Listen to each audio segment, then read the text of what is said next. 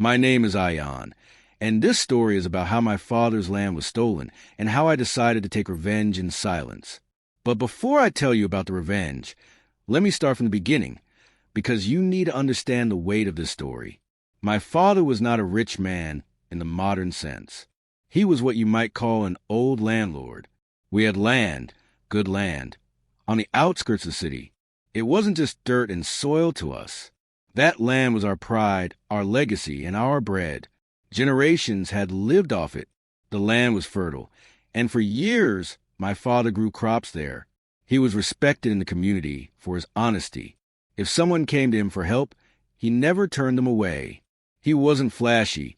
He wasn't greedy. He was just a man of dignity. I, his only son, grew up watching him walk across the fields at sunrise. I still remember his words. Ayan, land is not just property. It is identity. If you lose it, you lose your voice. I didn't understand back then how true those words were, until the day everything was stolen from us. In the nearby city, construction was booming. Skyscrapers, shopping malls, gated housing societies. They were popping up everywhere. With the growth of the city, our village land suddenly became prime real estate. That's when he entered our lives. His name was Asif, a wealthy builder with a polished smile and expensive suits. He was known for flashy projects, but also whispered about for shady deals. At first, he came to us politely. He visited my father, praised our land, and offered to buy it. "Uncle, this land is gold," he said. "Why waste on crops? Sell it to me. I will build something big here. You will get more money than you've ever dreamed of." But my father shook his head. "This land is not for sale. It is our home." Asif didn't push. He laughed, shook my father's hand, and left. But I noticed his smile. It wasn't friendly. It was a kind of smile that says, I will get what I want one way or another. Weeks later, problems started. First, local officials suddenly showed up, claiming our land papers were outdated. Then strange men began hanging around our fields, threatening the workers. One night, a part of our crop was mysteriously burned. My father filed complaints, but nothing happened. It was clear Asif had power. He had money. He had connections in government. And he had goons on his payroll. Finally, he returned. This time, he wasn't polite. "Uncle, I'm trying to help you," he said. "If you sell willingly, you'll get money and peace. If not, well, the city will take this land anyway. Don't fight what you cannot win." I wanted to fight him right there. But my father raised his hand and kept calm. "This land belongs to us. If the law is true, it will protect us. We will not bow to threats." I admire my father's courage, but deep inside, I felt fear. I knew Asif wouldn't stop. A month later, government officials declared that our land was needed for urban development. They said it was mandatory acquisition. My father fought in court, but every case was delayed, twisted, or dismissed. Lawyers we hired suddenly backed out. Then one day, a letter came. The land had officially been transferred. And guess who the new owner was? Yes, Asif. My father sat with the letter in his hands, his eyes filled with tears. He had lost a battle not in the fields, but in the offices of corruption. We were told we would be compensated, but the money was barely 1/4 of the land's actual value. And even that payment was delayed again and again. It wasn't just a financial loss. It was humiliation. People in the village whispered, "The old landlord has been defeated." Our family honor was broken. The days that followed were the darkest I had ever seen. My father stopped going out. He stopped talking much. He would sit on the veranda, staring at the fields that were no longer his. At night, I could hear him coughing, crying silently. One evening, he said to me, "Ayan, I have failed you. I could not protect our land. I am no longer worthy of being called a landlord." I grabbed his hand and said, "Baba, it's not your fault. They cheated us. One day, I will take it back. I promise you." He smiled weakly, but his health was already failing. The stress, the humiliation, it broke him. Within months, he passed away. And that was the day I buried not only my father, but also my childhood. At his funeral, I watched Asif's men smirk in the distance. They had won. They had destroyed us. But inside me, a fire had started. I made a vow that day. I will not fight with fists.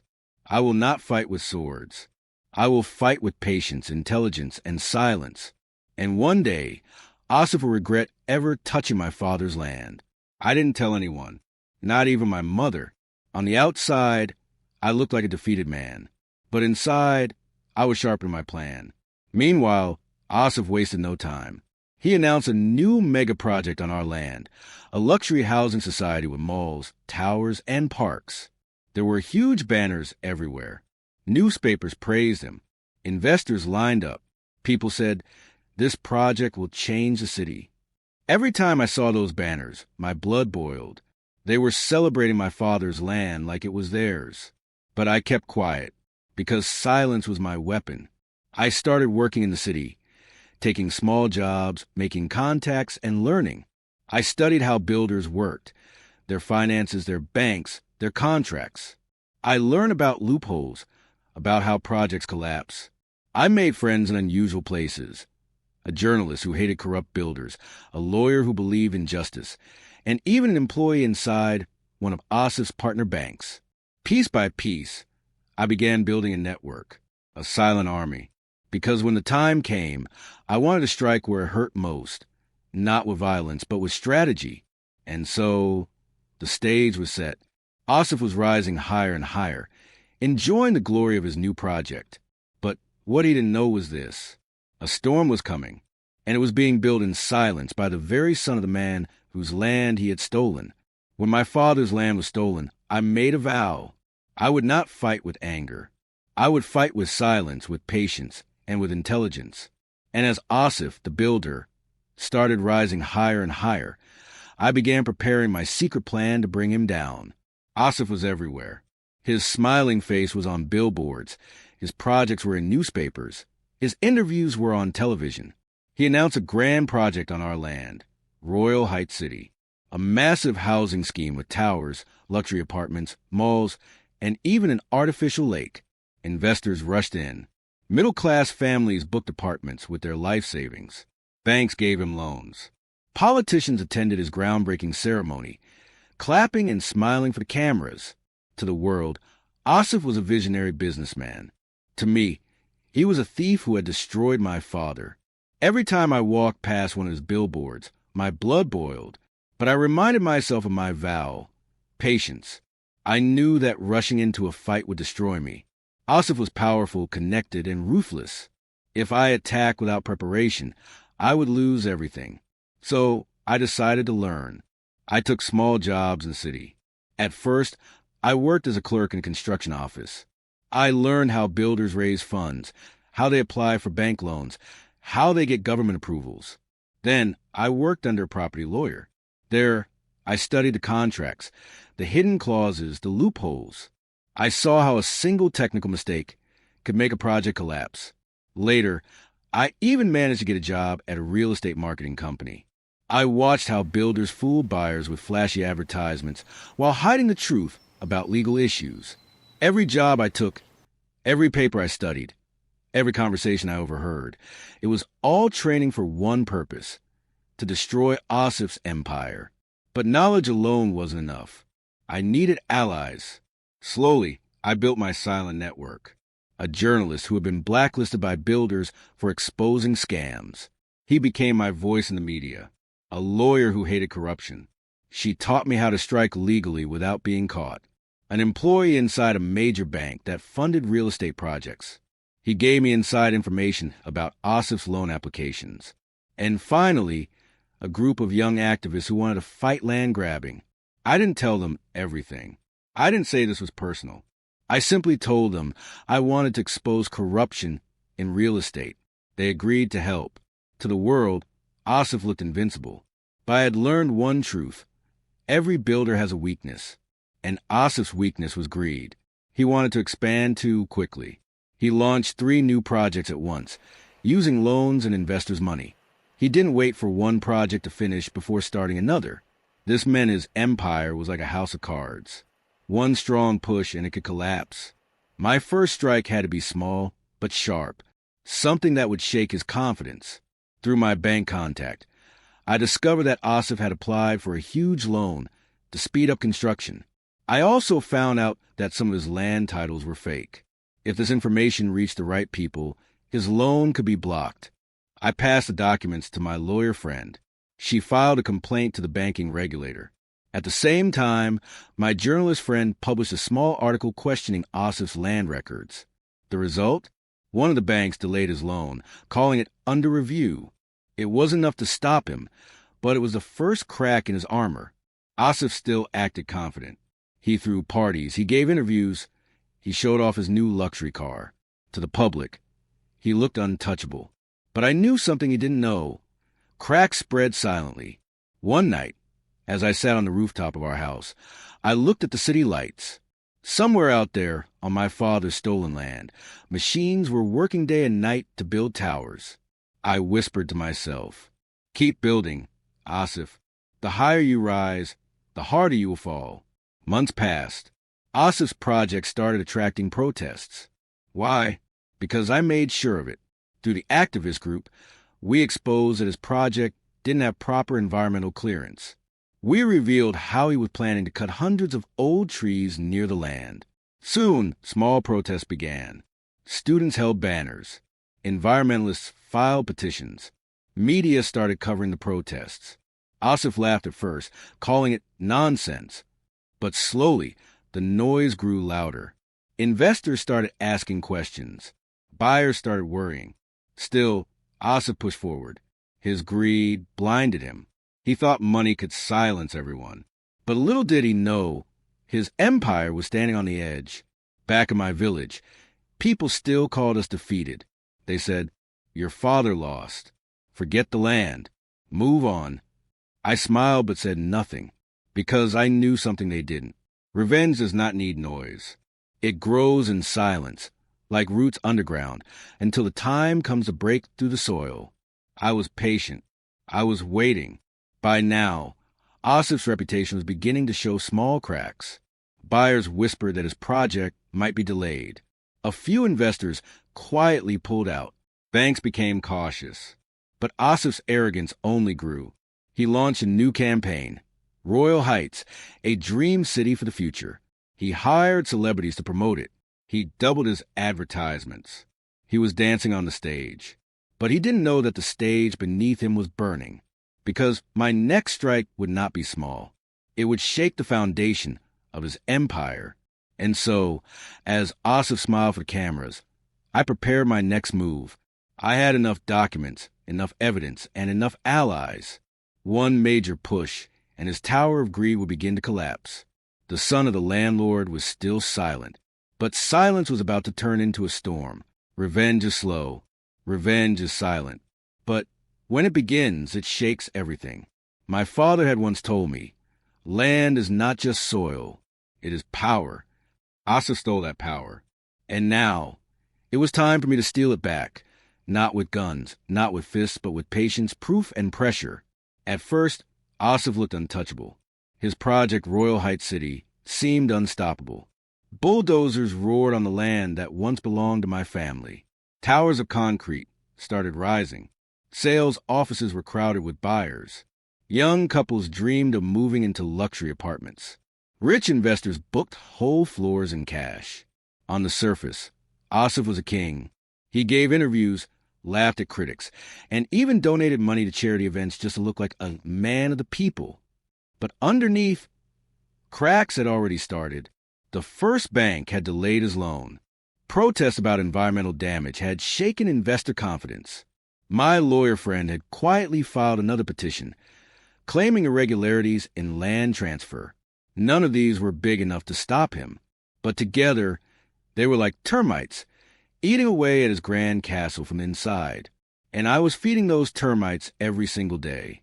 The first sign of trouble came from the buyers. One morning, an article appeared in the newspaper.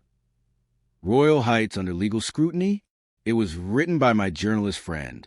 It questioned whether Asif's project had all the proper government approvals. At first, people ignored it. But then, another article came out, and another. Soon, small news channels began talking. Buyers who had already paid down payments started worrying. Is this project legal? Will we lose our money? Inside the sales office, I heard rumors of angry customers demanding answers. Asif laughed it off. These are lies spread by jealous competitors, he told me. And most people believed him for now. But I wasn't stopping. Through my bank contact, I found out Asif had overstated his assets to get more loans. He had shown fake land valuation papers. I leaked copies of those papers to the journalist. Within days, another article appeared. Questions rise over builders' bank loans. This time, it wasn't just buyers. Investors began pulling back. One even canceled his booking of 50 apartments. For the first time, I saw fear in Asif's eyes when he spoke on TV. His smile was still there, but his eyes were restless. Then came the first major blow. The environmental petition my activist friends had filed reached the High Court. The court ordered an immediate stay on part of construction until further clearance was provided. For 2 weeks, bulldozers stopped. Workers sat idle. Buyers panicked. Asif used his connections to restart construction quickly. But the damage was done. His project now had a stain. Under legal review. In real estate, reputation is everything. And Asif's reputation was starting to bleed. One evening, I sat in a small tea shop near the construction site. Workers were complaining. Payment is delayed again. The builder is cutting costs. They promised us bonuses, but nothing came. I realized something important. If workers turned against him, his project would face even bigger delays. So, I quietly passed money to some activists to support the workers' union. Within weeks, protests erupted at the site itself. Workers demanded fair wages. Asif now had 3 fires burning. Doubting buyers, angry workers, suspicious investors. And all of it was silent revenge. He didn't even know I was behind it. But greedy men never admit weakness. Asif organized a grand event. He invited politicians, celebrities, and media to show that his project was strong. There were fireworks, music, banners that said, "The future of the city is here."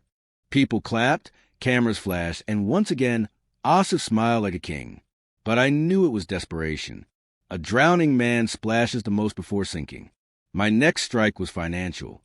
Through my bank contact, I discovered Asif had taken short-term loans from private financiers at high interest rates.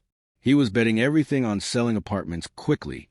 But because of the protests, because of the media noise, sales had slowed down. His cash flow was shrinking. If even one major investor pulled out, he would be in deep trouble. So I arranged it.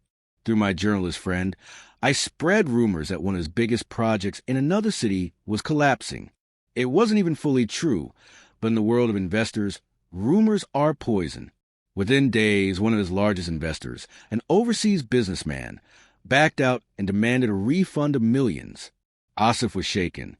He begged the investor to stay, but the man refused.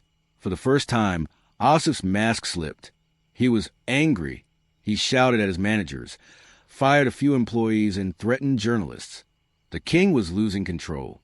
And then came the real sword, the land case. Remember the old petitions my lawyer had filed?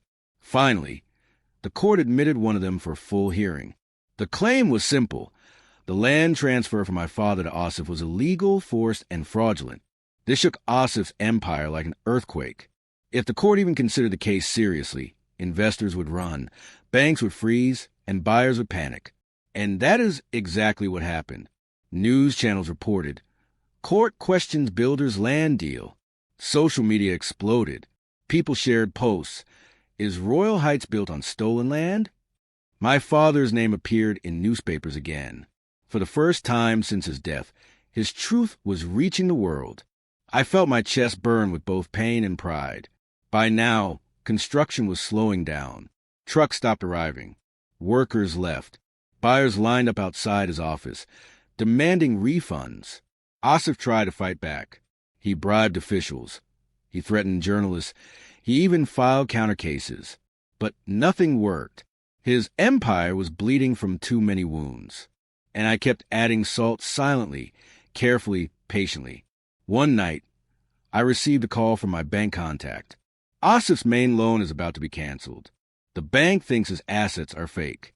If that happens, he's finished. I smiled in the dark. This was the moment I had been waiting for. And just as predicted, within a week, the bank announced it was freezing all further payments to Asif's project. That was the moment the tower began to collapse. Asif had stolen my father's land with arrogance. He had humiliated us. But now, he was standing on a mountain of lies that was crumbling beneath his feet. The king was about to lose his crown, and the son of the landlord was ready to deliver the final strike. When a tree grows too tall without strong roots, even a small storm can bring it down. And Asif was about to face a hurricane. After the bank froze his main loan, Asif's entire project started collapsing. Buyers lined up outside his office, demanding refunds. Investors pulled out, some even filing legal notices against him. Workers refused to continue without pay. The once grand construction site that roared with bulldozers and cranes became silent. Half-built towers stood like broken skeletons against the sky. On the news, anchors who once praised him now questioned him. Is Royal Heights a scam? Will buyers lose their life savings? Asif's smile, the one he wore so proudly in front of cameras, was gone. He avoided the media. His pictures vanished from newspapers. The king was hiding in his castle. But greed never dies quietly. In a last attempt to save his empire, Asif tried selling off pieces of land from the project. He offered huge discounts to attract buyers. But nobody trusted him anymore. Why should we give him money? He might run away, people whispered. Some even staged protests in front of his house. Videos went viral on social media. Buyers crying, families shouting, "Give us our money back." His reputation was destroyed. And then came the day I had been waiting for. Because Asif had defaulted on his bank loans, the bank decided to auction his assets. Among them was the very land he had stolen from my father. Yes, my father's land was going to be sold again, but this time not through threats or corruption. This time through legal papers. I remember that day clearly. The auction hall was filled with serious faces. Bank officials, businessmen, and a few opportunists hoping to grab land cheap.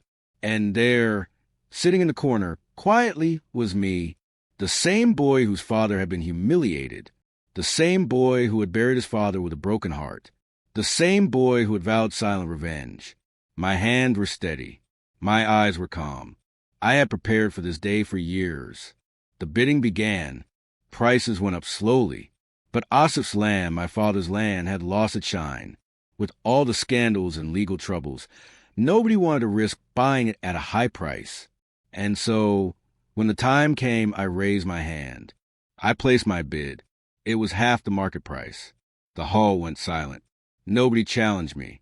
Nobody wanted to fight for land tainted by scandal.